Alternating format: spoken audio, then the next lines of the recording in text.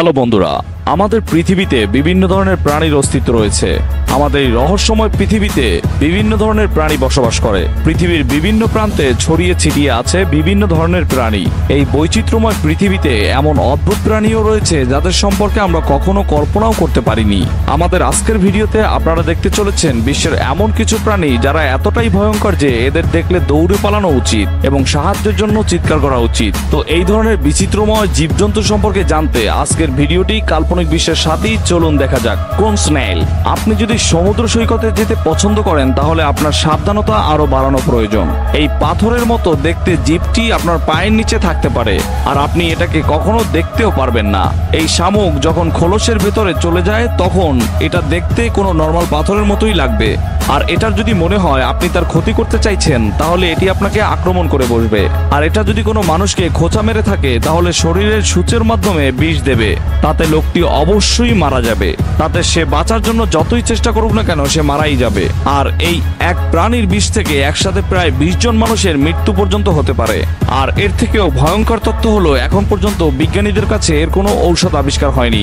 এই শামুককে সিগারেট স্নেইলও বলা হয়, কারণ এই শামুক এতটুকু সময় মানুষকে মেরে ফেলতে পারে যতটা সময় একটা সিগারেট শেষ করতে লাগে। Black mamba.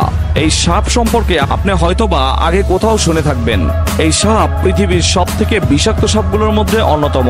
আর এক্সপার্টরা এটা বলে থাকে যে আপনি যদি কোনোভাবে এই সাপটি দেখতে পান তবে আপনাকে সাবধানে সেইখান থেকে ধীরে ধীরে সরে যেতে হবে। কোনো তাড়াহুড়া করা উচিত হবে না, কারণ এতে এই সাপ আপনাকে শত্রু ভাবতে পারে এবং আপনাকে আক্রমণও করতে পারে।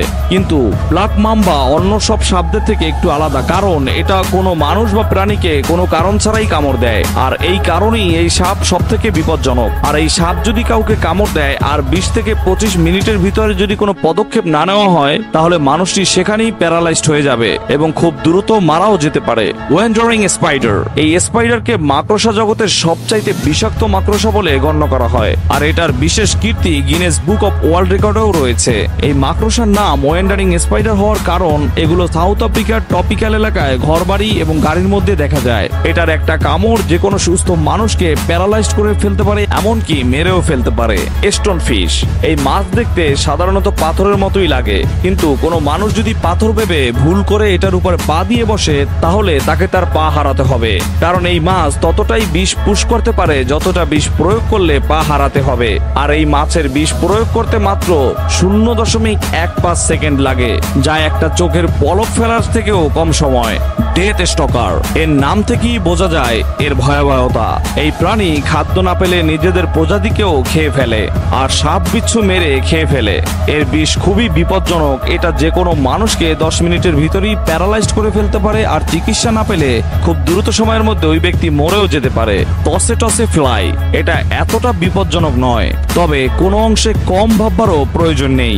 এটা মশার মতোই আমাদের শরীর থেকে রক্ত শুষে খায়, তবে সমস্যাটা অন্য জায়গায়। সাধারণত এই প্রাণীটির মধ্যে ভয়ঙ্কর ব্যাকটেরিয়া রয়েছে যার সাথে আমাদের শরীর লড়াই করতে পারে না। এটা আমাদের শরীরের রক্ত নষ্ট করে দেয়। আমাদের শরীরের অ্যান্টিবডি এগুলোকে মারতে পারে না, ফলে প্রতি বছর 2.5 লক্ষ মানুষ মারা যায় এই প্রাণীর শরীর থেকে আগত ব্যাকটেরিয়ার কারণে। Box jellyfish. বক্স জেলিফিশ পৃথিবীর সব থেকে অদ্ভুত এবং ভয়ঙ্কর জীব, যা অস্ট্রেলিয়া ও ইন্দোনেশিয়ার পানিতে পাওয়া যায়। আর এর বিষ এতটাই বিষাক্ত যে এটা যদি কাউকে কামড় দেয় তাহলে এর বিষ এত দ্রুত জীবন কেড়ে নেয় যে এত কম সময়ে কিছু করার থাকে না। আর সব থেকে ভয়ঙ্কর ব্যাপার এই যে এটা এতটাই ট্রান্সপারেন্ট বা স্বচ্ছ যে আপনি এটাকে সাধারণ নজরে কখনোই দেখতে পারবেন না। আর এ কারণেই এটা কখন কাছে আসে তা বোঝা খুবই কষ্টকর। তো বন্ধুরা, এই ছিল সব ভয়ঙ্কর প্রাণী যাদের কখনো দেখলে দ্রুত দৌড়ে পালান, আর যদি আপনি এদের শিকার হয়ে যান তবে সাহায্যের জন্য প্রার্থনা করুন। আপনি যদি এমনই রহস্যময় ভিডিও পেতে পছন্দ করেন তাহলে কাল্পনিক বিশ্ব চ্যানেলটিকে সাবস্ক্রাইব করে পাশেই থাকুন। ভিডিওটি শেষ পর্যন্ত দেখার জন্য অসংখ্য ধন্যবাদ।